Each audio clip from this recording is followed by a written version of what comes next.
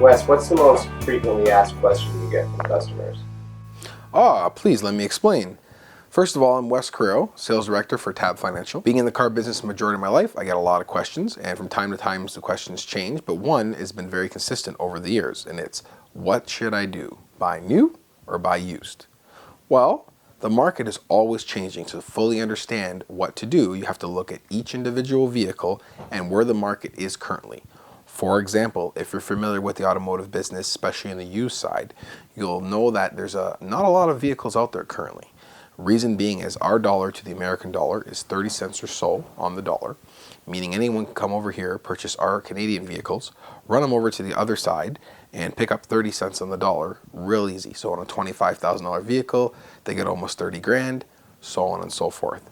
It makes it very hard for us Canadians here to keep our quality vehicles on our lot, because if we do, we have to retail it for the same price as the American exchange would be. So it makes it kind of unfit in a lot of cases.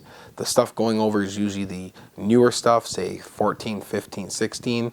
The stuff with the higher price tags from the manufacturer, $25,000, $35,000, $40,000.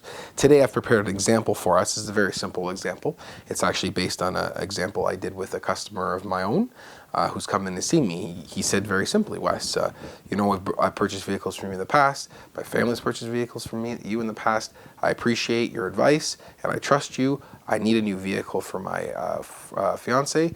And what do you recommend, new or used? So I said, absolutely no problem. Let's look at the differences.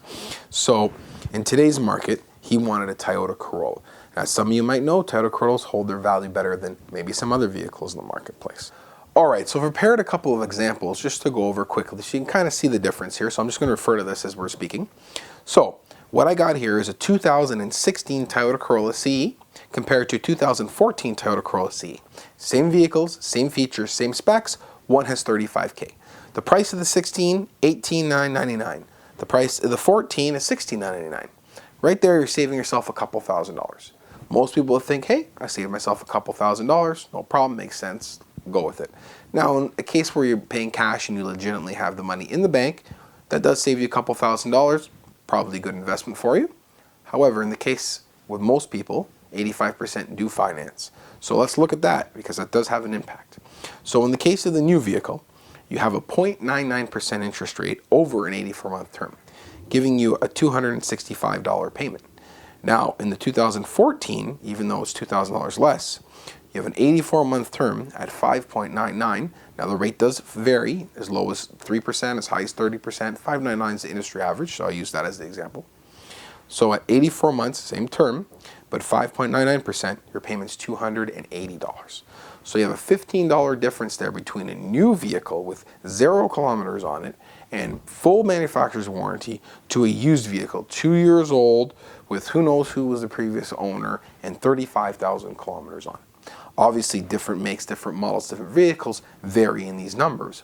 But to answer the question of what do I do between buying a new or used vehicle, it's very simple. You have to research the numbers, what the manufacturers are offering, which package works, and ultimately the ultimate resale value of that vehicle, of course, what you're looking to do to it. So it's with this in mind that next time you go out and do a little bit of car shopping, you bear in mind the differences between the new and the used car market, the difference in the current marketplace environment, and get some solid information and have it reviewed by a professional such as myself or someone else that you may trust to get the facts of what you're paying for, how long you're paying for it, and how much you're paying, and what you're going to get in return on your investment.